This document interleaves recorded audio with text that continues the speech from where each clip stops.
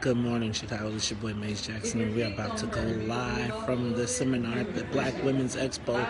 Racially broke. It's going down. There's my girl Corliss live. That's BMO Harris in the building. All right, get ready, y'all.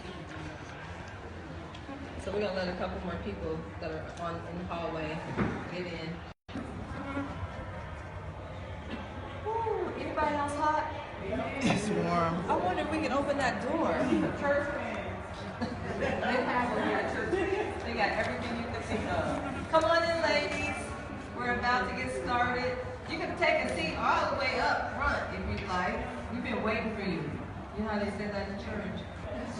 Most of us think you do. Okay, I'm going to pause this until we get started for real, but stay tuned. Racially Broke, live from the Black Women's Expo. All right, welcome to the, and we have people in the hallway bringing people in, so we're going to go ahead and get started.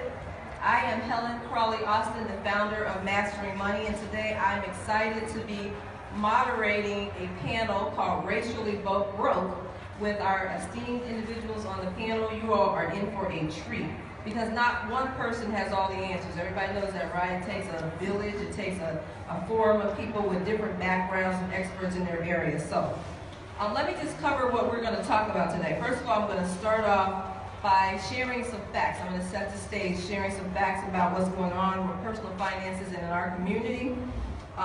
Most of us miss church, so we're going to have a little personal testimony about a person who overcame some of her financial challenges.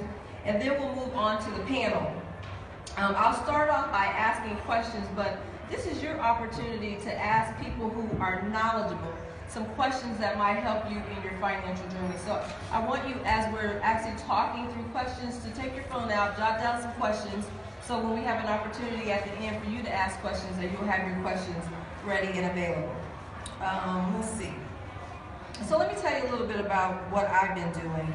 As the founder of Mastering Money, I've been traveling around the country to church congregations talking about personal finance. Just simple things like getting out of debt, saving your money, improving your credit report, and then giving and investing. Those are very simple principles that don't require a degree.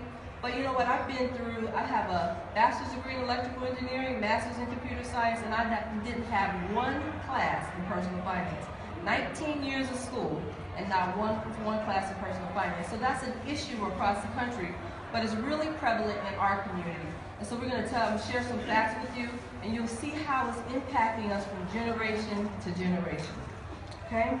So according to the National Foundation for Credit Counseling, 40% of Americans will give themselves a C, D, or F in personal finance. A lot of us feel like finances is really for experts, but it's really for us to manage our own income. We work hard for our dollars. Nearly 50% of Americans do not have a savings account. 50%, no savings at all. Either have a savings account with zero in it or no savings account at all. So that is a big issue. And we have a savings challenge on your chair. We'll talk about that in a second. 96% of college-bound students have no idea the difference between student loans that they're signing for, and no clear view of how to repay that. And so there are different kinds of loans. Some of them have stiff repayment penalties and some of them do not. But most students don't even know the difference. And so even if you're sitting in this session, you can ask, if you have family members that are about to go to college, make sure you ask questions about that. Let's see what else. You know, when you turn 50, they say your eyes, so I got to keep taking these glasses on. So anyway, that's the reason I started Mastering Money, just using very simple concepts. And so now what I do is I have free monthly challenges that you can take free. It's over the internet. We do some Periscope, we do Facebook Live, and the challenges are all geared toward helping you save your dollars and get out of debt and improve your credit report.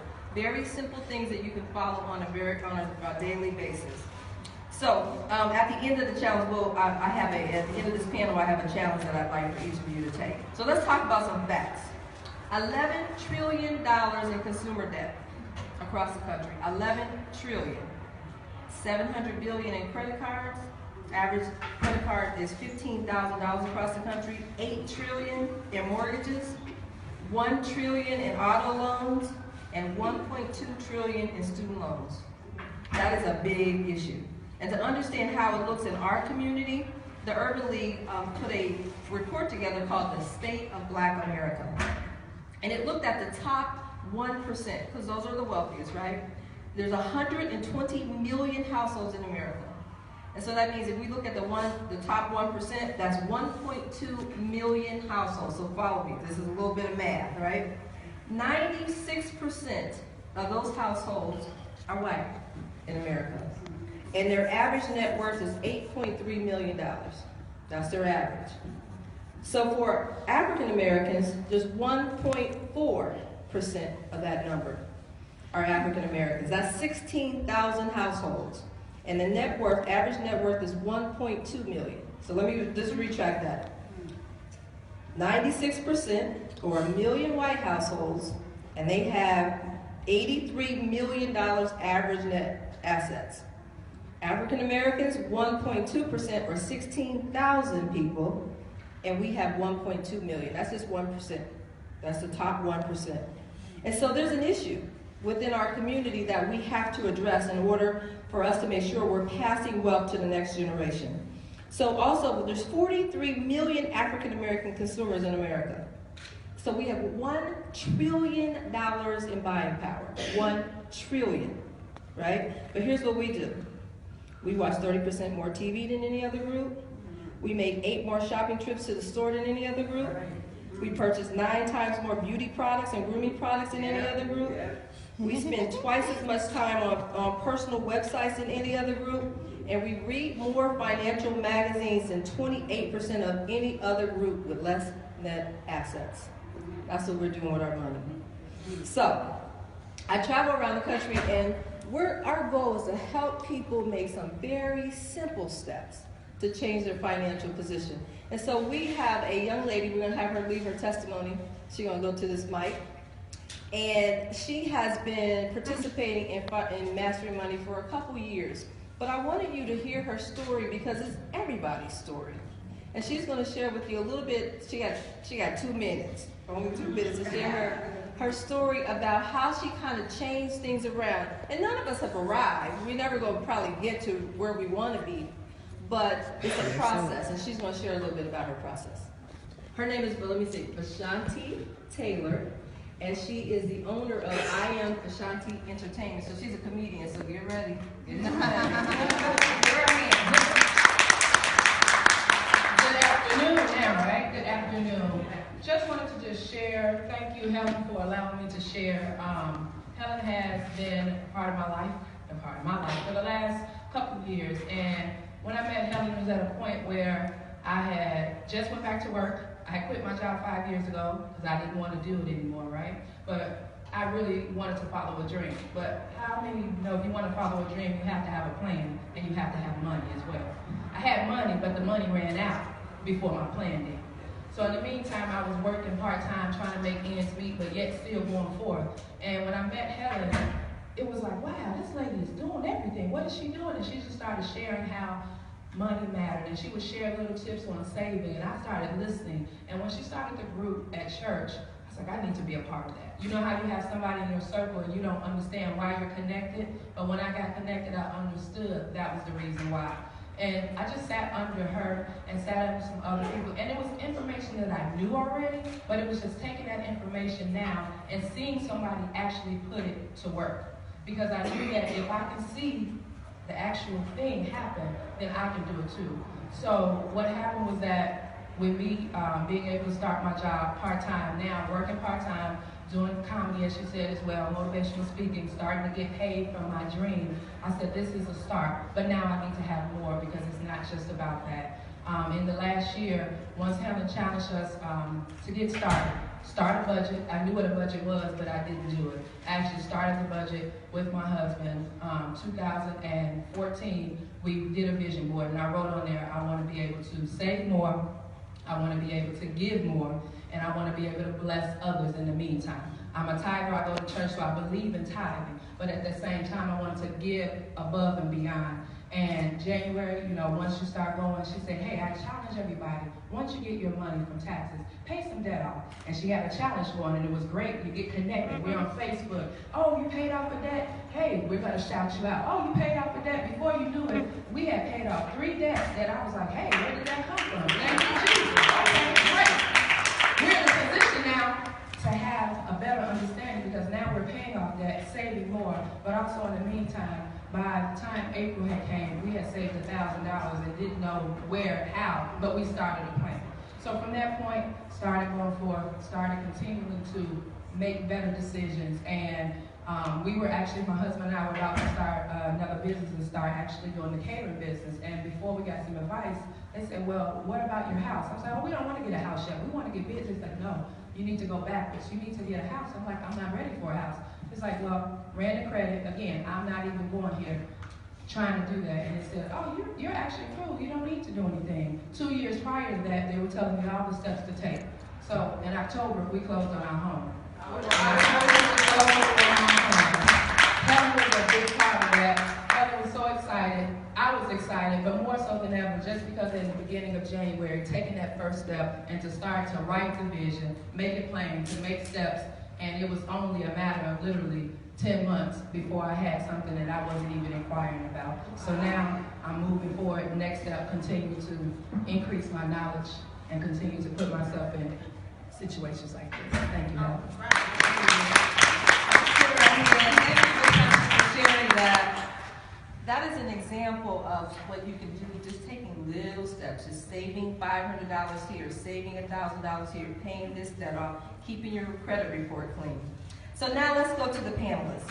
I am so happy to have some high-powered people on the stage with me. Let me introduce the panel.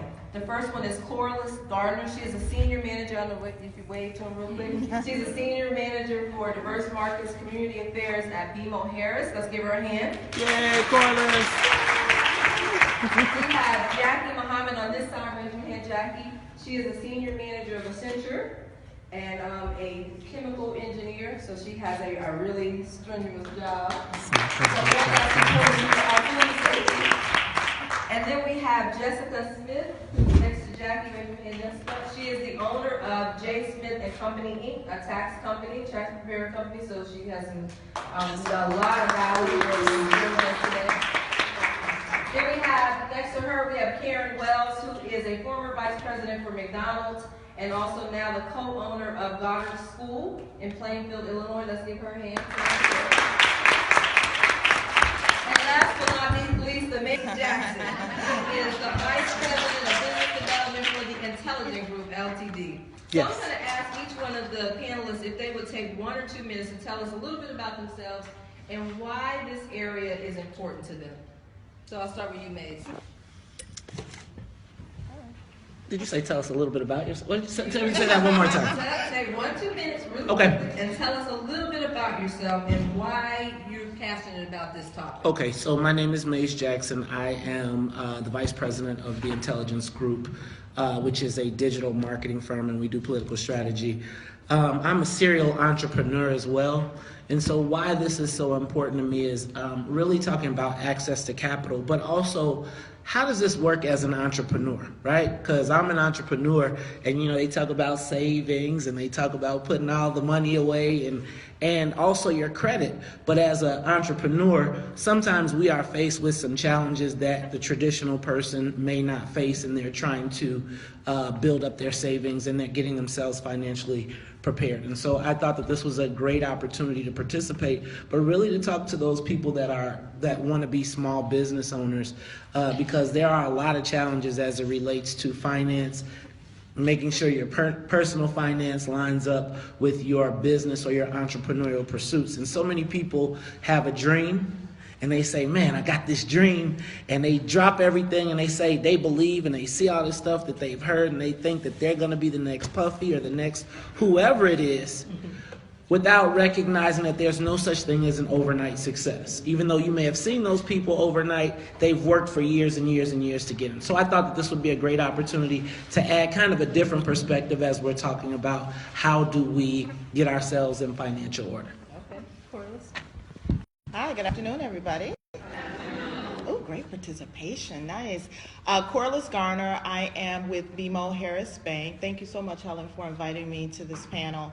I fell into BMO about 25 years ago. I do mean literally just kind of fell into that bank. And over that time, I've worked on the private wealth management side. So I've managed some of our wealthiest, richest clients in the organization. I've also worked on the commercial lending side. So I've worked with small and medium-sized businesses to help them grow and maintain and create jobs for our communities. And right now I'm in our community affairs group, so I get to do one of the best things in the organization. But today I'm really here just kind of as an individual who's interested in personal finance. I am a certified financial planner, and with planning comes so many aspects of your financial life. And I really use this as my own personal ministry. One of the reasons I became a certified financial planner was to talk about finances in the Black community. We all know the challenges that we have, and I thought with that knowledge, I could share that knowledge and help our community just get better educated. And when you're better educated, the hope is that you'll make better choices. So I'm really excited to be here to share knowledge and excited to help you learn, grow, and develop. So thank you so much. All right, Jack. Just thank you for inviting me here, Helen. I think this is really about the future. And when I say the future, I'm talking about our children. So I'm born and raised in South Florida. My mom made $17,000 a year. My dad was an illegal pharmacist. And I was raised in a very, very, economically challenged environment. I'm just going to be, keep it real, right? So with the block cheese and peanut butter jelly sandwiches type thing. But what I want to try to do is really establish a different future for my children and my children's children. And at the end of the day, it's not just about my family, but I think that if we share our testimonies, our negative testimonies about finances, and then show how we overcame, ultimately it's going to bless other people as well. So I think I think I'm here to be a blessing not only to my children and children's children, but to be a blessing to you all here in the audience as well. And as Helen asked questions, I'm going to be very, very truthful and honest about what I went through personally in terms of financial challenges, but then now in a situation where I've kind of overcome. Not there yet, right? But it's about that journey, and I want to be very truthful and honest about that journey, because I believe God had me go through this to be a blessing and testimony for others. Thank you. Jessica? My name is Jessica Smith. I'm the CEO of Jessica Smith & Company, which is a boutique accounting firm and tax firm.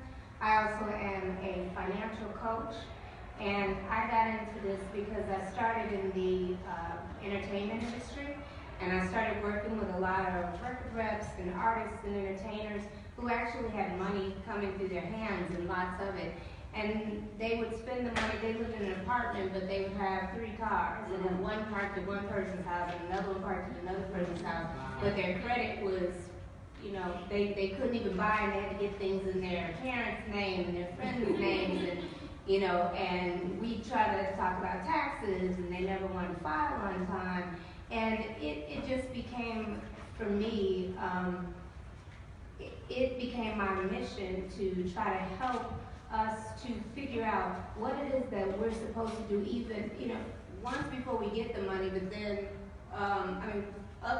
before we have it, but then once we get it, what do we do with it?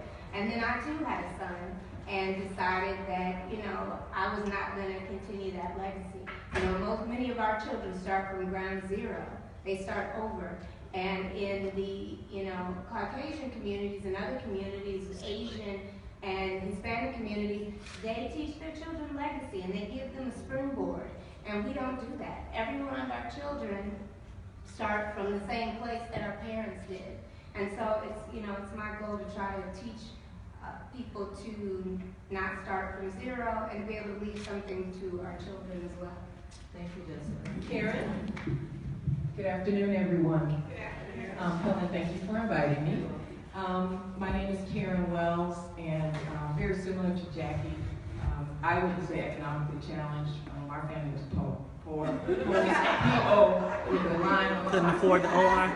That's the long version of So my mother had 9 children, 3 sets of twins. I have a twin. She was a single parent, and we absolutely experienced, I didn't take a lot of cheese, but we were definitely on welfare food stamps when they were different colors. I don't know if y'all know what that's all about. That's before they had the cars.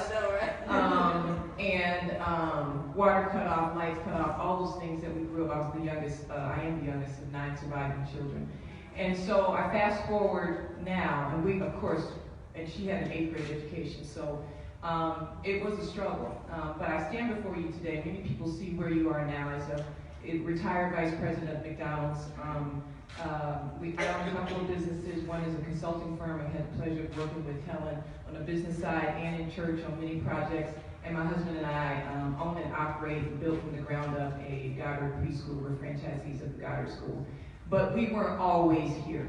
So I was reading a wonderful book this morning called Jesus Calling, and the scripture came, because I prayed about what am I supposed to say and what part of my testimony, because it's pretty big, should I share. And I'll say it to this, and I'll answer the questions as such. In Psalm, I'm not here to have church, but let me just share. Psalm 40:2, it says, He lifted me out of a slimy pit, out of mud and mire, and He set my feet on a rock and gave me a firm place to stand. And that is my testimony. Now see, I told you, I tried to tell you. Okay, let's just jump right into it.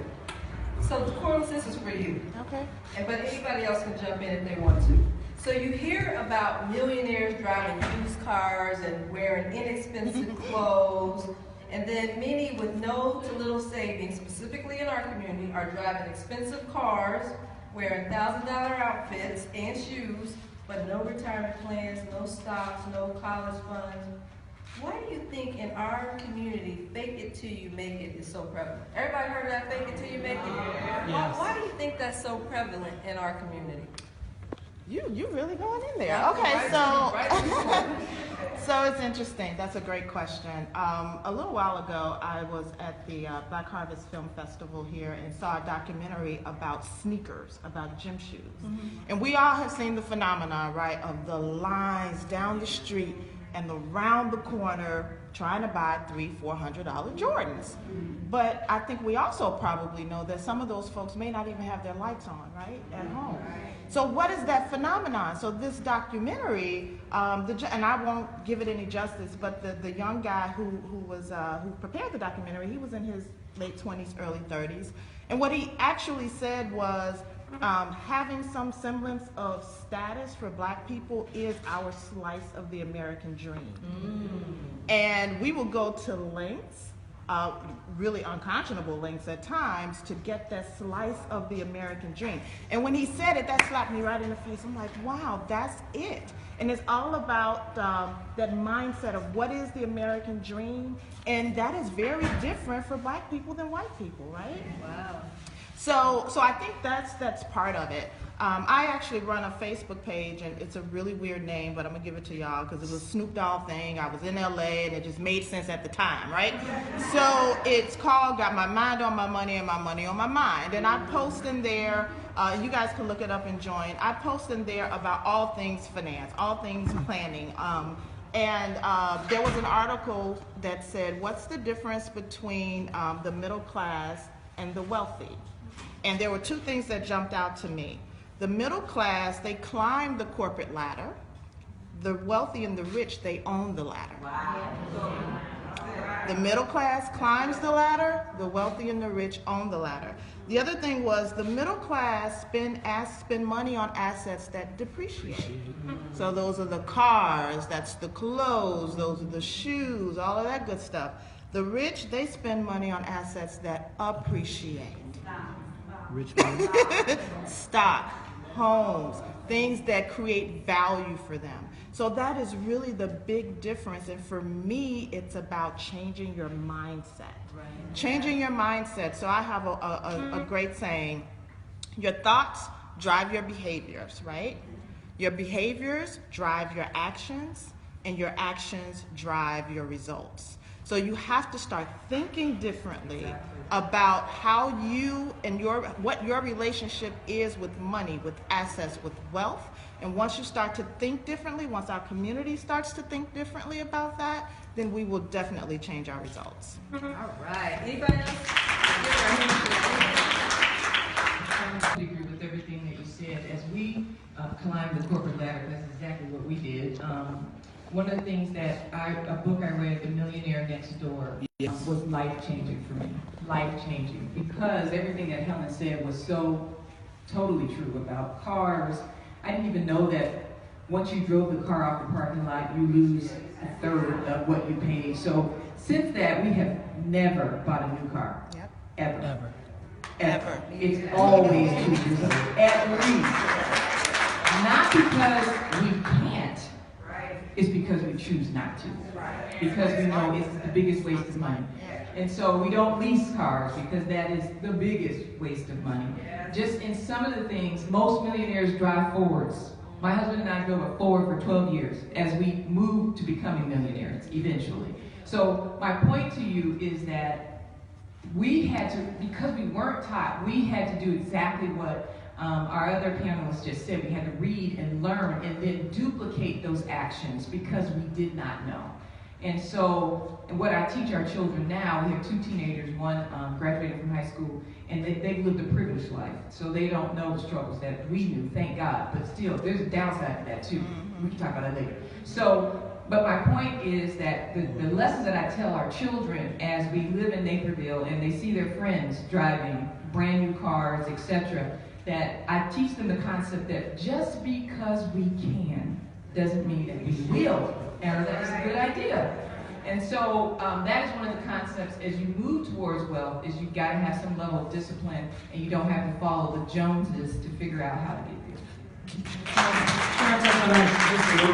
there. The examples of success that we have in our community, particularly most of the examples of success that we have in the Black community of wealth, are not based in business per se. They are, but they're more entertainment, lifestyle, and part of that appearance is the trappings of success. So now a kid feels like at 16, he's a failure, or 20, he's a failure if he doesn't have a Bentley, a Benz, or something along those lines. And so I think a lot of the examples that we look at, I always take myself as an example.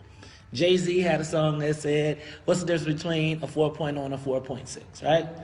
Does anybody know that song, Imaginary Players? But I spent an additional $30,000 on a truck trying to keep up with a lifestyle so that people would believe that I was a successful businessman as well. And how much money I had in the account didn't make a difference. If I had a new chain or if I had a new car, I could get more business and more action. So I think it's also part of the examples of success that we have because we don't have a lot of business, hardcore business. There's some entertainment piece that's tied into it. Okay. So I want people to, if you have your phone, I need you to write this down if you would. This is a definition of rich that will free you, okay? And I say this all over the country. Rich people are those people who voluntarily invest in things, voluntarily spend less than what they make and invest in things that multiply. So rich people are those who voluntarily spend less than what they make and invest in things that multiply. And the key thing in that definition is it doesn't matter how much money you make. It matters how much money you spend. Amen, everybody? I'm like in church. So as we go through this panel, I want you to start keeping some of the things in mind. Take some notes so that you can apply them to your life. But that is a definition that helped me, and I'm sure it'll bless you as you continue on your financial journey. All right, let's go to the next question. Jessica, this was for you, and Jackie. At what age should someone start teaching their children about money, and where do you start? And my little one just left, but I say as soon as they can write their name legibly and their numbers legibly, they are ready. I started teaching my son banking at 6, and he would go into the bank, and it's funny, I was sure he went a couple of times, put his money in, and he came to me and he said, you know, I keep putting this money in, but I don't know how much I have. And I said, well, that's called a balance. So let's go ask, next time ask for your balance. So then, I let him do that a couple more times. Then I transferred about half of his money out of the bank to my account to see if he was paying attention. And so he got his slip and he looks when he goes, hey, did you take my money? And I said, yeah. He goes, well, what'd you do with it? And I said, well, I just moved it to my account. He said, well, put it back. And I said, well, I said, okay, and he wanted me to get back in the line because he knows that you're supposed to deposit to get money in the bank. You got to go stand back in the line. So he's like, and I said, oh, no. I said, I'll do it when we get home. It's called a transfer. And trust me, the minute we walked through the door, he handed me that laptop so that I could do the transfer. But in that one instance, we think that our children can't learn. But in that one instance, he learned, number one, keep an eye on your balance. Number two, he knew exactly what a withdrawal was. And three, he learned what a transfer was, all at 6 years old. The second thing is that now he's 11 and he's learning to invest. I say that your 15, 16-year-olds need to learn how to take care of a house. When I got my driver's permit, my mother handed me an envelope that had a long grocery list on one side, a list of numbers on the other side. The numbers were the total amount of her check, less the amount that she and my dad got for allowance, less the amount for the groceries I was supposed to spend, less the amount that I was supposed to spend on gas, and I knew what I was supposed to bring back home. And then when I got home, I had to write all the checks out for the bills. But by the time I got 20, 24, and bought my own house, I knew how to run a house and I knew how to do things.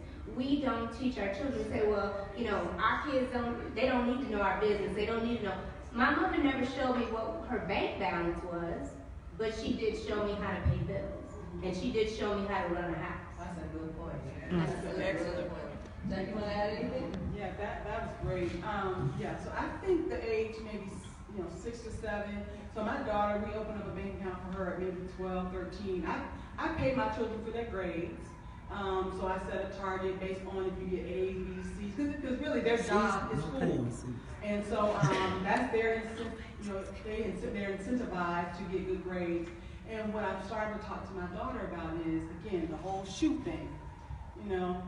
She didn't listen to what they're telling her. She probably has about $2,000 worth of shoes between the Jordans and the Converse and stuff like that. And I'm like, okay, you're going to regret that when it's time for you to go to college. You're going to regret that when it's time for you to get a car because you spent your money on things to make you look good. Again, we understand because that's what happens in 6th and 7th grade. You're trying to look good. And I don't scold her. I just say, Amira, just think about all the money you spent on shoes. You can have, money towards a car. You can have books payments and things like that. I also show them the balances on their not student loans, but I save money for them every month for college, about 10% of my income. I save that for college, and they see those statements come in every single month. I don't have the electronic version. I want them to see the paper to see how savings is working on their behalf for their future. But I also say, if your grades drop below 3.0, I'm spending it going to Bahamas. so again, I think it's critical to teach them at maybe 12, 13. I think they can take it more seriously then, and when they start to see the fruits of their success, as well as have some consequences for them not being responsible. All right, thank you. So this next question is for Karen. So the African American buying power is $1.1 trillion. Yet currently $1 circulates in the Asian community for 1 month, in the Jewish community approximately 20 days, in the white community 17 days, and in the black community 6 hours. Why do you think only 2 cents of every dollar an African American spends in this country goes back to black-owned businesses? And what are the ways we can change the trend? Can you also share the fact that you have about how many businesses are owned by African Americans? There it is. They are inextricably linked. Okay, so African Americans make up 13% of the population, and just 7% of small businesses are owned by blacks. So as I was thinking about this question, having my husband and I obviously own a business, and most of our clients and most of our families are African American. We have African American, Asian, Indian, and we serve children in the Goddard School from 6 weeks up to 6 years old, and before and after school up to 8 years old. It's been my experience, Helen and I were talking about this, there's 2 reasons I believe. One is African Americans don't own that many businesses.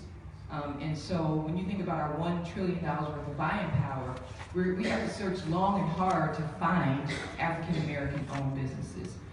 I'm going to give you Karen Wells' opinion. I have not one fact to it except my own personal experience to articulate this. The second thing is that by and large, we don't trust each other. And so, and our experience with each other has been below excellence.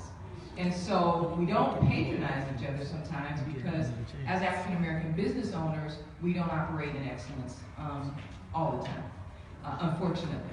And then I think the final reason is because this whole idea, this has been my personal experience, this whole idea of how we try to get away from crabs in a basket, how we try to figure out, well, if I support black folks, what would that look like? There's more prestige in supporting our white counterparts. Nothing against white folks, I love them, some of my best friends are white. Love this it. is true. But the truth of the matter is, when we have achieved or have buying power, we're faced with so many different choices. And so we want to choose what's popular, what is in the mainstream, which is primarily white. We struggle with an African American business is not necessarily operating at the level of excellence as its white and Asian counterparts, but yet in our hearts we do want to support black businesses. And then finally, some of us just don't want to because they're black, and we're black too. And so the truth of the matter is, my message to you, if you own a black business, and this is what my husband and I grapple with every single day, operate in excellence. We've got to be above board. We've got to be better than everyone else. This is how I operated in high school. I'm a first generation college graduate. I have a master's degree in business as well. And I always had, and I tell our children this, it doesn't matter. We always have to be better than everyone else. So our preschool is better than every school in the area, but we are the only black-owned school out there. But we have to work really hard for that, and we still have things that we struggle with. And so we have to earn our right, unfortunately. It's not a given, and we have to be outstanding, sometimes just to be accepted as average. It's not fair, but that's just the way it is. And so I would end by saying, if you know of black businesses, and as we possibly can, support them. And then, yeah, let's give a hand for that. And then for the black businesses that may be struggling, as our pastor said, don't talk about me, just pray for me. And then secondly, if you have the experience, because don't be a hypocrite and talk about a black business that's not operating perfect, and A, you don't own a business, and B, you don't even know. Just support if you can. If you can't do it frequently, just do it sometimes, because small businesses in general need your support. So those are my headlines. I want to touch on that. Oh, go ahead. I wanted to add that the other thing is that the price points at a lot of African American businesses are high. And so we go to a place and go, Dad, you charging us this much? And because we expect to go into our African American business and get the hookup, because everywhere we go, we need a hookup. But we don't go to the white companies and look for a hookup. But we expect that when we go to the businesses. But what we also don't understand is that they don't have nearly the volume coming in as the Caucasian counterparts or the Asian counterparts. So they have to charge a higher price point just to keep their lights on and be able to keep whatever merchandise they have in supply. So if we continue to go to those businesses and support those businesses, it will be able to drive that price point down, and then it won't be so high and we won't feel the burn from that so much. Can I touch that just as an entrepreneur?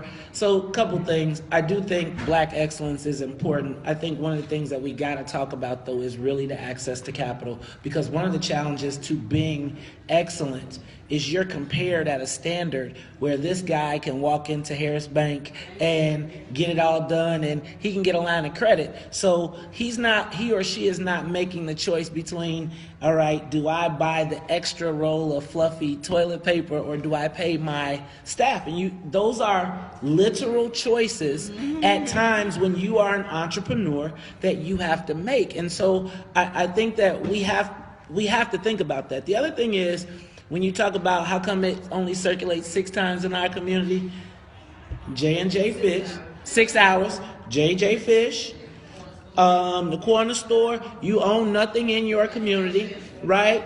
And those people come into our community.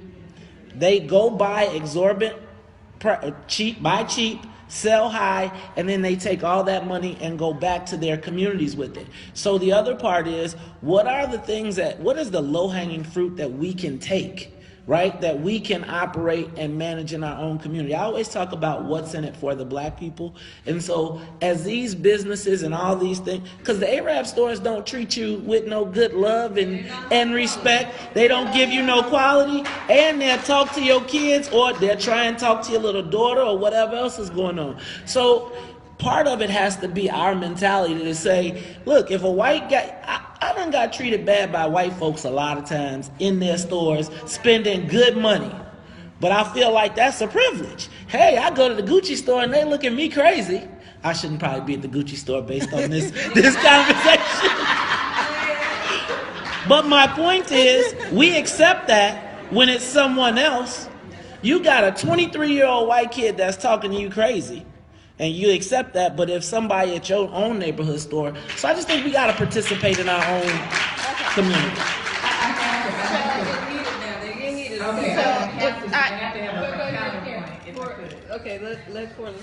So I'm going to take us a bit to a macro level about this, and the access to capital piece is what made me think about this.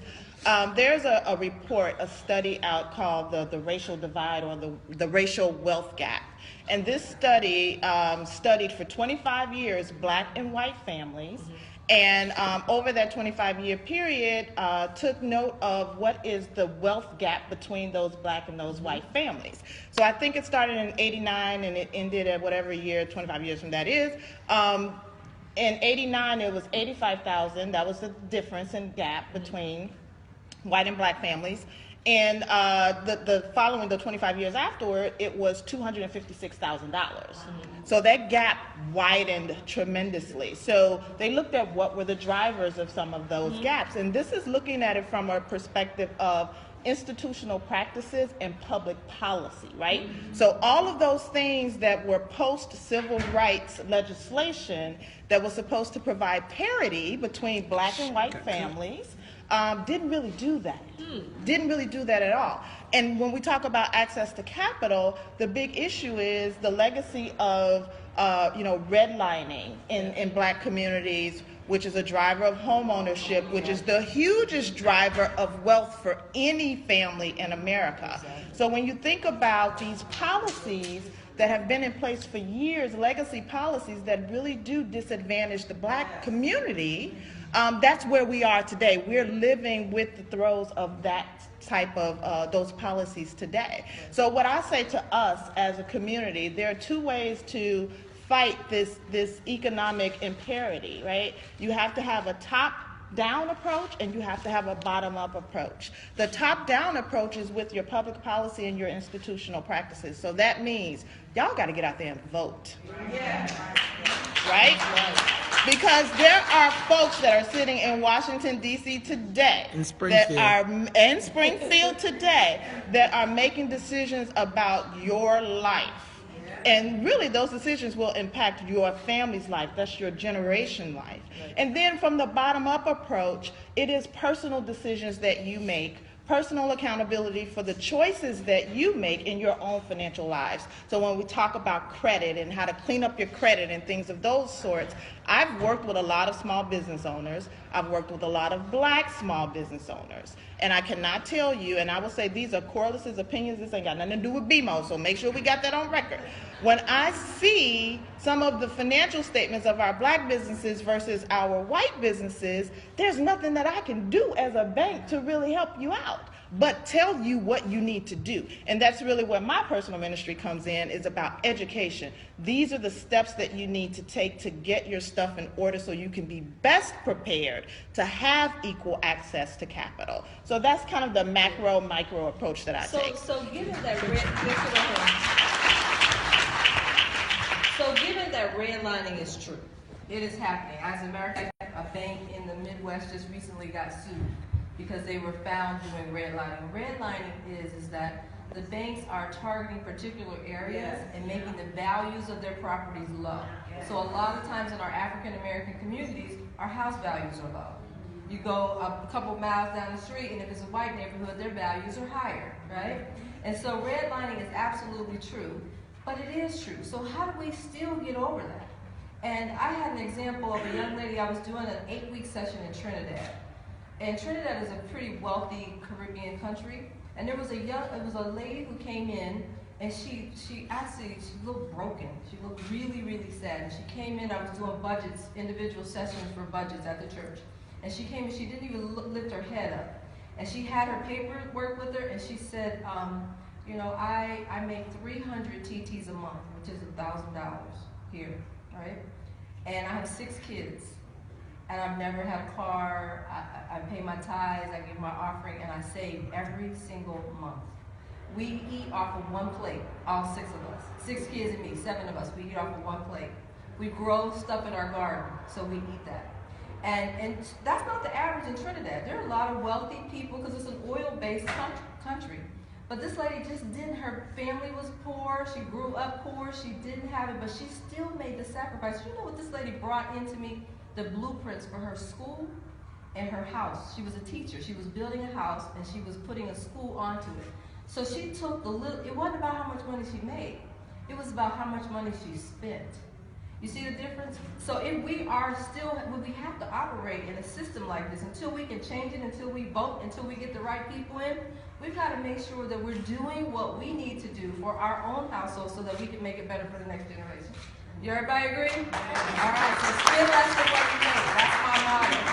All right, Karen, you had a comment? Okay, we're going to all right, we're going to move to the next. Now, and we talked about this. I said spend less than what we make, but I've got to ask this question. Why do we think that 50% of Americans are living from paycheck to paycheck? I asked people in the hallway, and yesterday, I was asking them to take the $500 savings challenge. All you all see it on your chairs. I asked people to save $500 in the next 90 days, and you would not believe how many people told me they couldn't. I can't do it. I had 2 first ladies tell me they can't, of churches.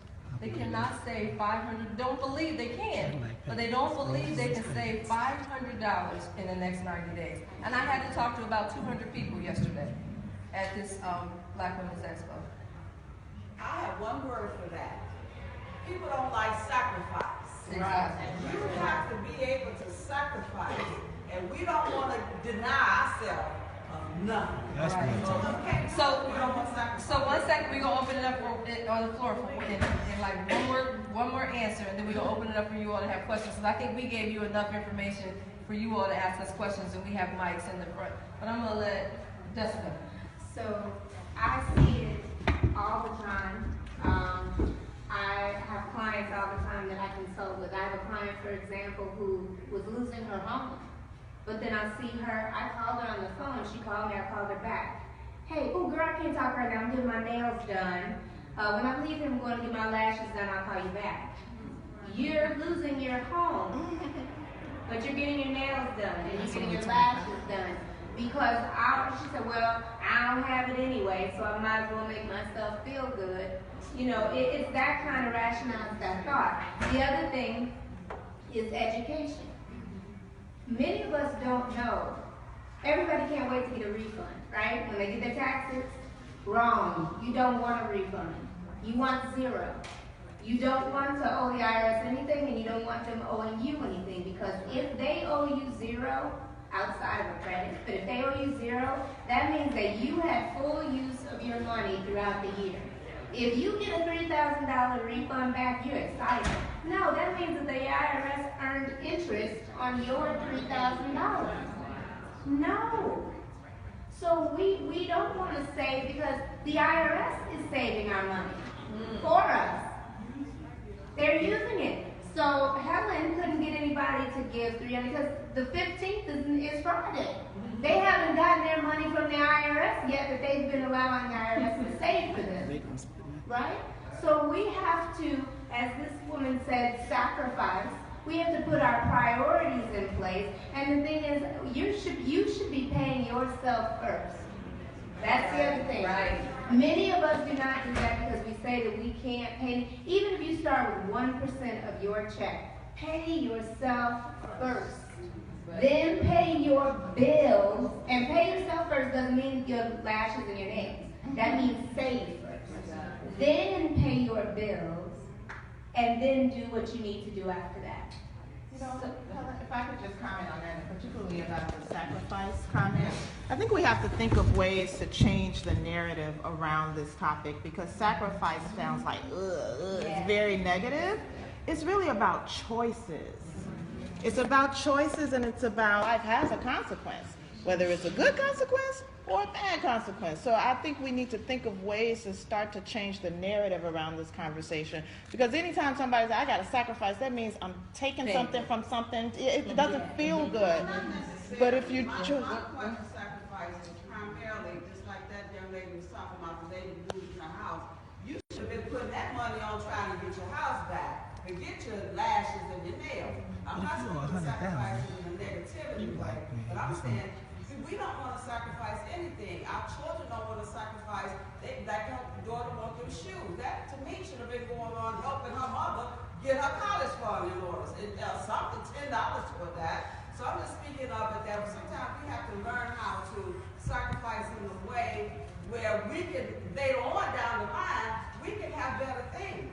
That's all I'm saying. So she makes a good point. So one of the things that we do with Mastering Money, so I'm asking people to take the $500 savings challenge, right, by June 30th.